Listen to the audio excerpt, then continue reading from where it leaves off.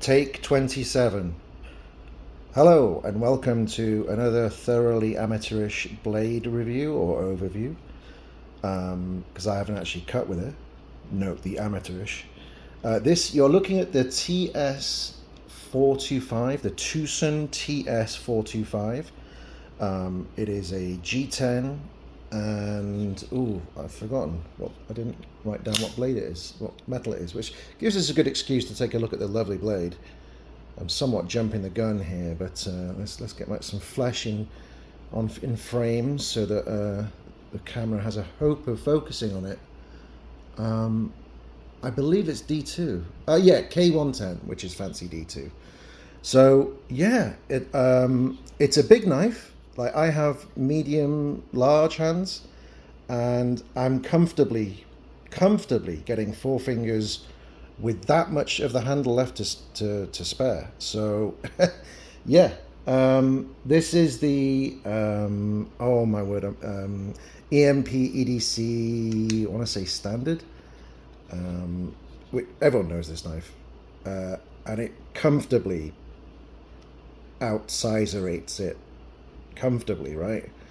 And here's another crowd favorite, the Kaiser Cormorant in racing stripes, and it positively looks like a mini, doesn't it? Look at that. So it's a big beast of a knife. I actually did do some non-amateurish stuff. I did weigh it and with this and measure it with some calipers that I got for $2 off Ali, and it weighed in at 5.9 ounces, 8.75 overall length, that size again, and it was 4 inches of blade. I measured from the G10 to the tip, 4 inches of blade. Let me get my hand in there so my phone has a better hope of getting the blade. And we've got, I counted or measured 3.9 inches of cutting edge, which sounds kind of wrong, but that's what I measured. The blade stock, the spine was 0.15 inches, 4 millimeters thick, and its girth as Tri-State EDC, one of the most, probably the only funny, I'm doing it as a disservice, but knife reviewer on Genuinely Funny on YouTube likes to state the width between my fingers came in at 0.55, which is, for such a big knife, is not too bad. And I'm getting an eyeful of the internal milling there, which I hope you're getting too. We have a nice, you got the muffin top screws, which I don't really get. You know, I bid for this knife on eBay. I paid like 40, which is perhaps a little over the odds for a G10 TwoSun. And we're getting a good look at the lanyard hole here too. But it has a good clip. It doesn't follow Metal Complex's request of having the swoop end at the up sweep or on the incline, as it were. But it's worked for me okay. I've carried it a couple of times, stabbed a couple of people. Only joking, YouTube, I haven't. And you got nice access to them there. But how is it in the hand? It's wonderful. It, like, choked back. It's one of, like, I mean, for a slab-sided handle, which it has, just by the way, it has one of the best grips around. I mean, I normally, whilst I love kind of thumb ramps on poons, this one isn't what I'd call a poon by any stretch of the imagination, but it's so big that the thumb ramp is all the way back, you know, near the pivot, and it's super comfy for me. Now, if you've got like Hulk hands, you're not going to find it that comfy, right? The thumb sweep, you might find your thumb there, but for you know, human hands, it's you know, medium large, it's superb, absolutely superb. And then of course you've got this enormous, I mean, look at that finger choil. That's one of the biggest finger choils I've ever seen. And I've got fat fingers, right? I've got short, stubby fingers, which my people mock me a lot for, actually.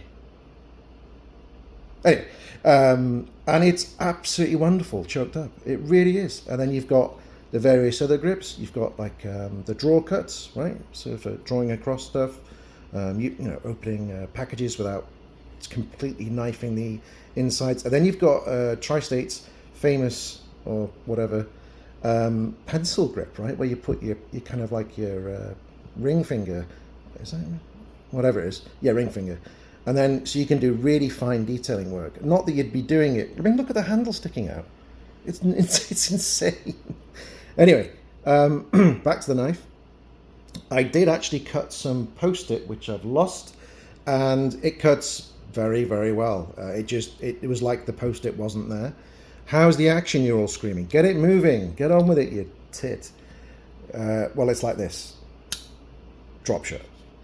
Now, I'm not a drop shot junkie. I don't think it's like an indication of quality of knife, because if a $30, $40 knife can do it, and I have plenty that do, it doesn't, you know, indicate, you know, the care and precision machining that goes into a quality knife. But it's certainly better than it, you know, not moving at all, right?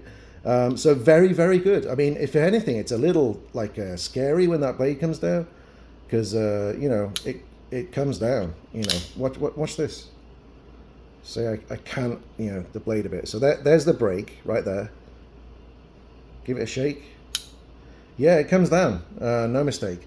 What drew me to this knife, what made me buy it almost instantly on site, don't let others hear me see that, my family, is this enormous indentation. I don't know what we call these in the knife community.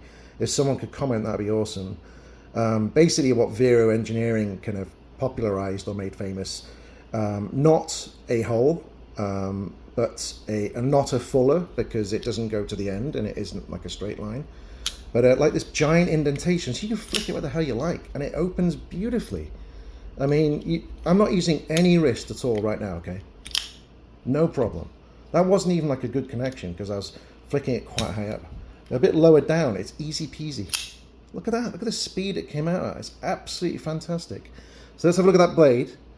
So you got your TwoSun logo, which I could do without, but I could do without all logos personally, so I'm a bit militant in that respect.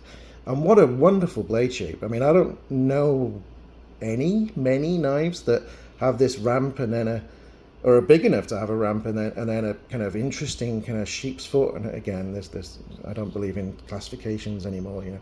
They're just useful tools to describe things a bit. And then you have, excuse me, too many smokes. I don't smoke. Raihi is the designer, or Rai, I don't know how you pronounce it.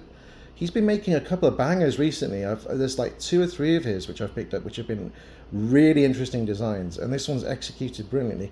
How are the thumb studs?